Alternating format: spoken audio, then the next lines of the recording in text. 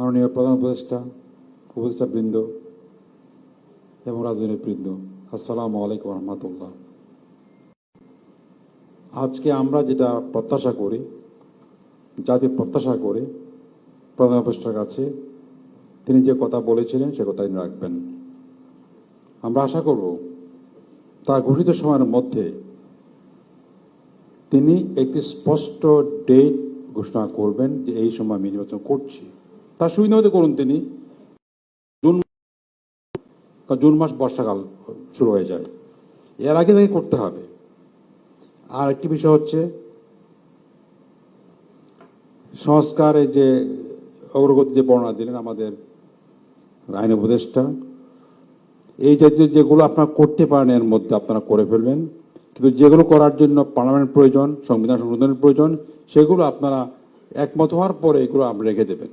এটা করতে হবে এবং অগাস্ট মাস বা জুলাই মাস পার হওয়ার সুযোগ নাই।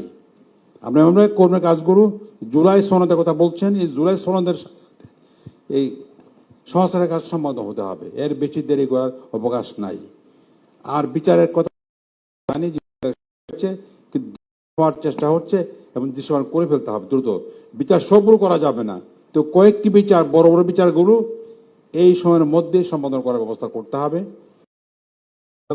বলছেন যে আমরা সবাই চাচ্ছি একটি রোড ম্যাপ বিশেষ নির্বাচনের ঘোষণা করা হোক, এটা জাতি সবাই চায়।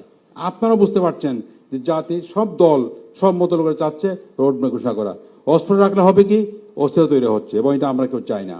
আমরা আপনার কেউ চাই না অস্থিরতা তৈরি হোক এবং আপনাকে একটা সিদ্ধান্ত বিপরীত নিতে হোক, আমরা কেউ চাচ্ছি না। সুন্দরভাবে যাতে আমরা সবাই চলতে পারি, জাতি ঐক্যবদ্ধ থাকতে পারে, এই ব্যবস্থা আপনাদের করতে হবে। এটা আপনার সবচেয়ে বড় দায়িত্ব। এটা আমারও তো মনে করি আমরা জাতি ঐক্যবদ্ধ রাখা, দল ঐক্যবদ্ধ রাখা আপনার দায়িত্ব, আপনার সহকর্মীর দায়িত্ব। এবং কোনো সহকর্মী তেমন কাজ না করে যে ঐক্যমত্যের করতে আপনারা দেবেন না।